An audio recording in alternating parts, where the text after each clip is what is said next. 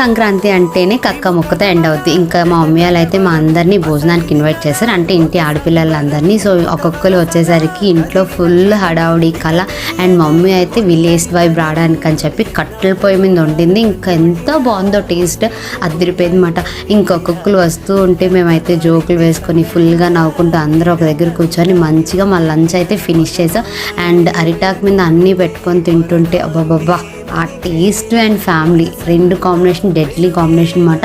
ఇంకా మేమైతే full enjoy చేసాం. ఇంతకీ మీ సంక్రాంతి ఎలా అయిందో నాకైతే కామెంట్ సెక్షన్లో మెన్షన్ చేసాం.